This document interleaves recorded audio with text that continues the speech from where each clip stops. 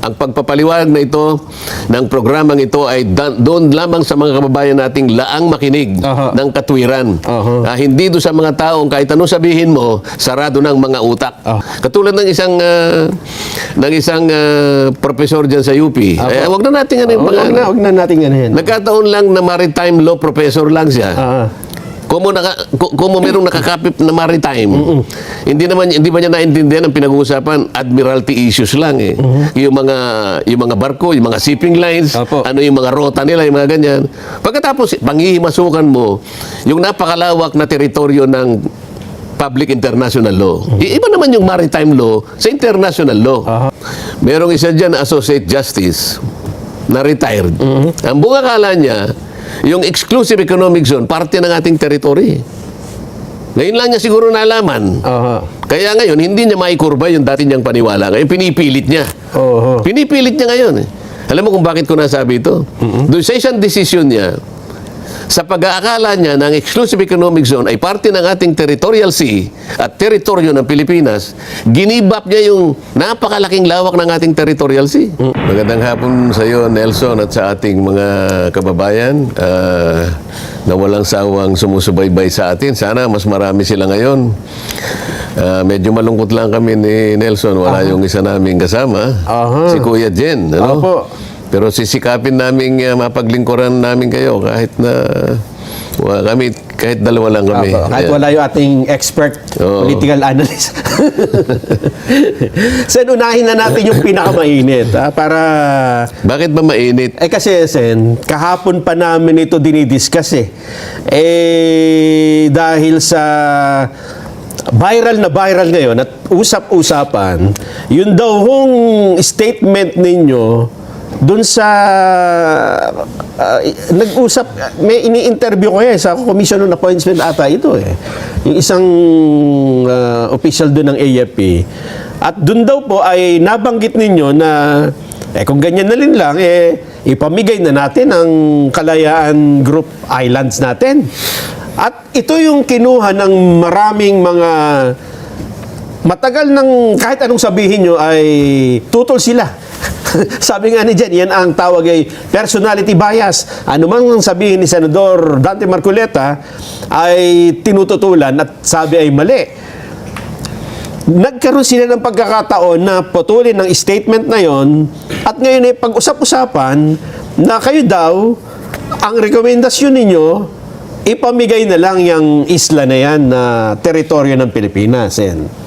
Talagang pipilitin na lang baluktutin ano?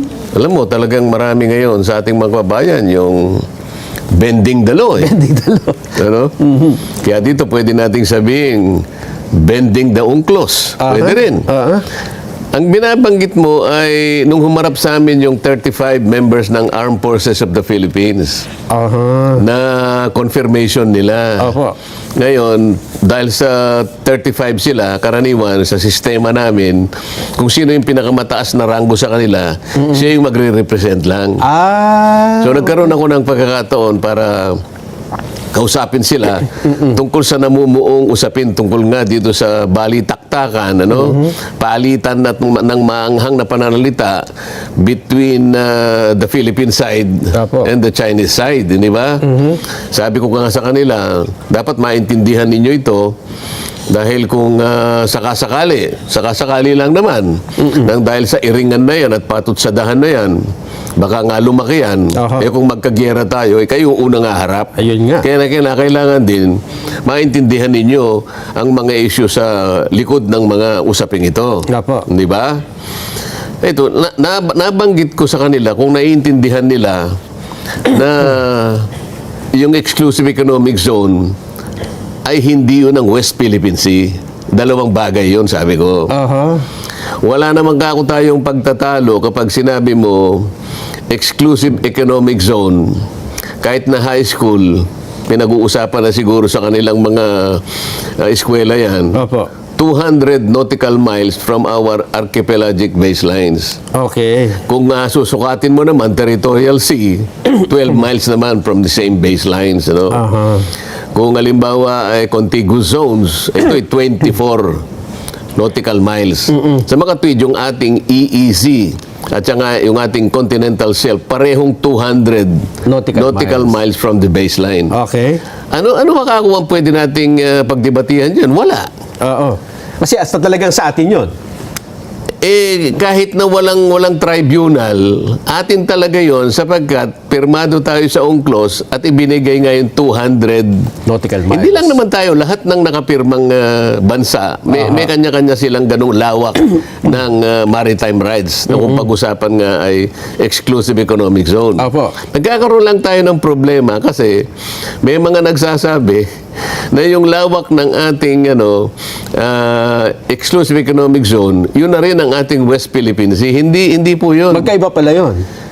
Magkaiba yun, Nelson, kasi yung katawagang West Philippine Sea ay dinefine ng ating mga batas. Tama. Nagsimula yun doon sa Presidential Decree 1596. 1596. At later on, inamyenda ng konti yan.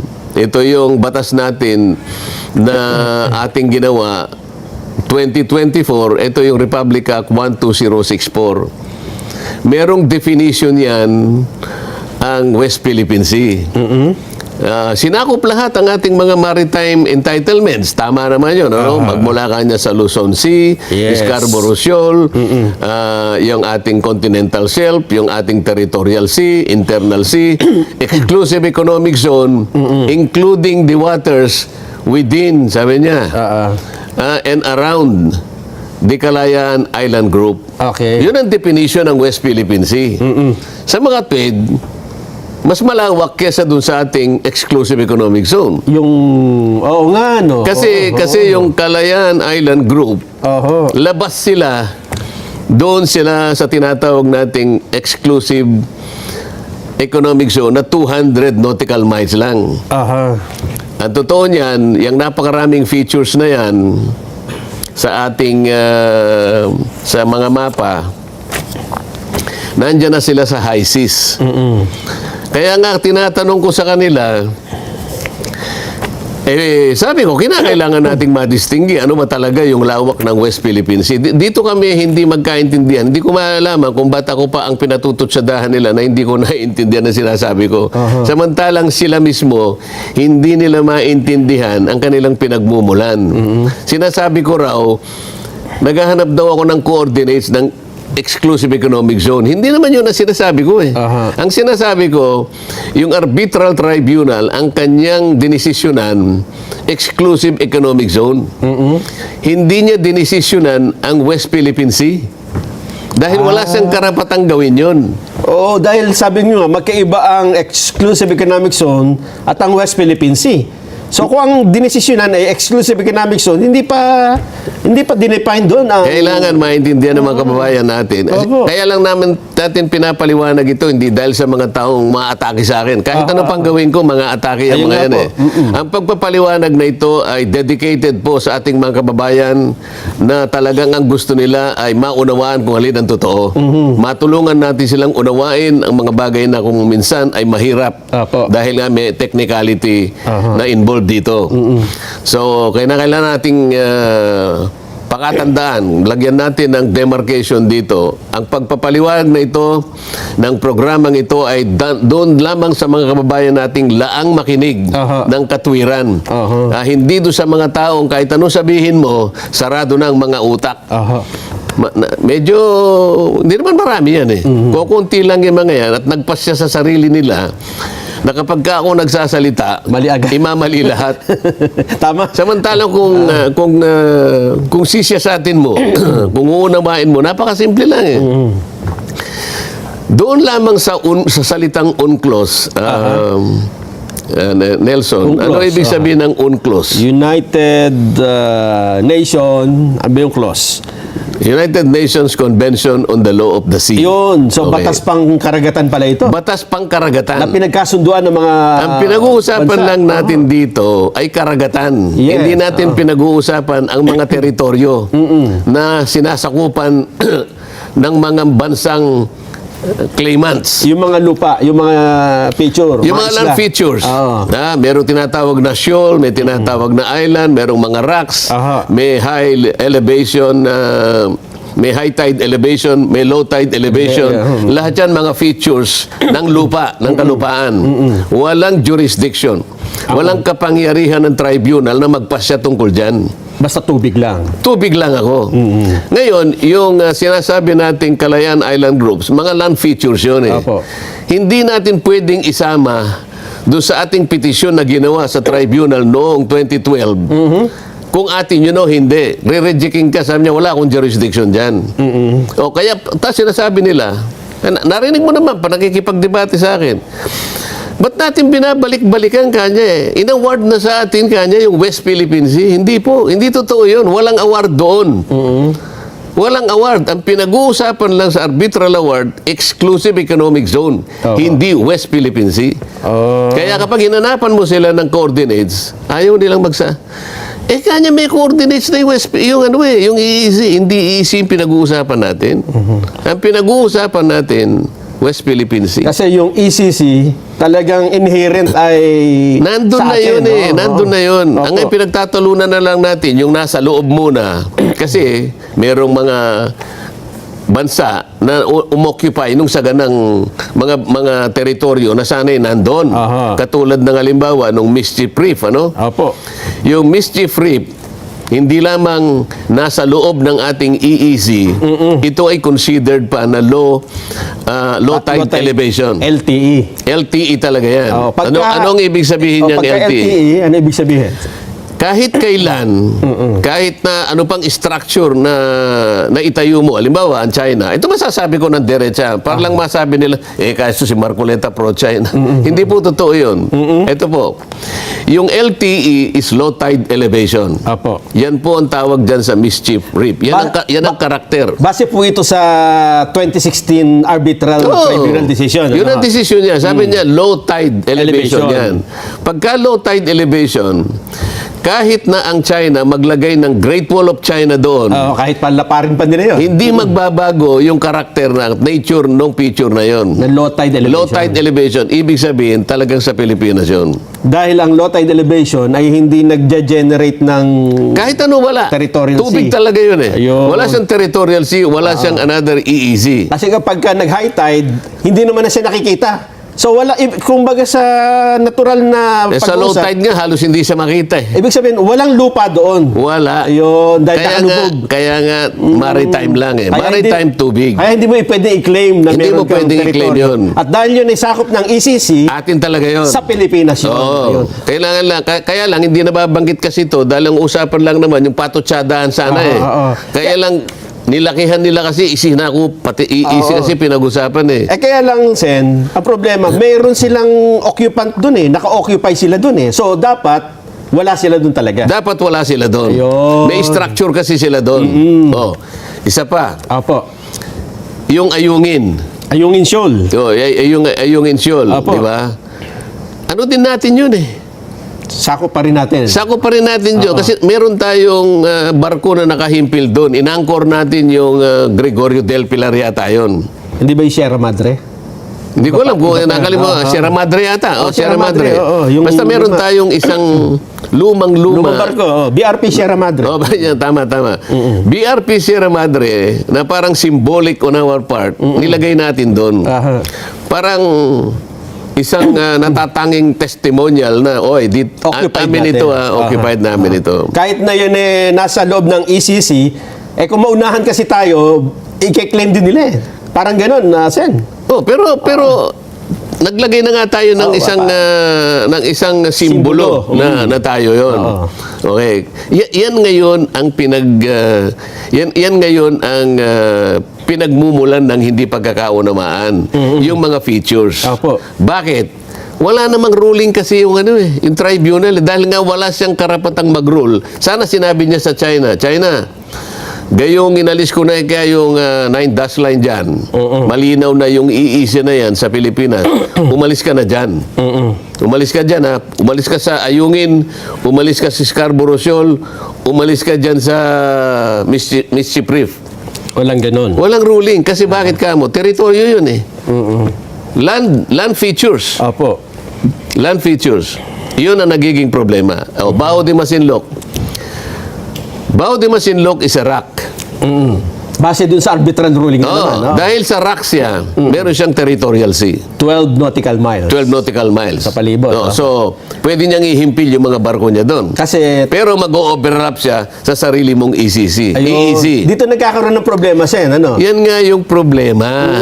Ngayon, ang hindi naintindihan ng maraming mga taong tumutulig sa akin na nagkukunuan na marurunong. Ako naman, hindi ako nagmamarunong eh. Opo. Pero dapat sila, maging kapareho lang natin, mga estudyante lang tayo ng ganitong klaseng mga pag-uusap. Hindi yung magpapanggap siya na akala mo, nung siya'y mapanganak, profesor na siya nung ganong mga pag-uusap. Katulad ng isang profesor dyan sa UP. Wag na natin ano yung pangalan. Wag na natin yan. Nagkataon lang na maritime law professor lang siya. Kung merong nakakapit na maritime, hindi ba niya naintindihan ang pinag-uusapan? Admiralty issues lang eh. Yung mga barko, yung mga shipping lines, Opo. ano yung mga rota nila, yung mga ganyan.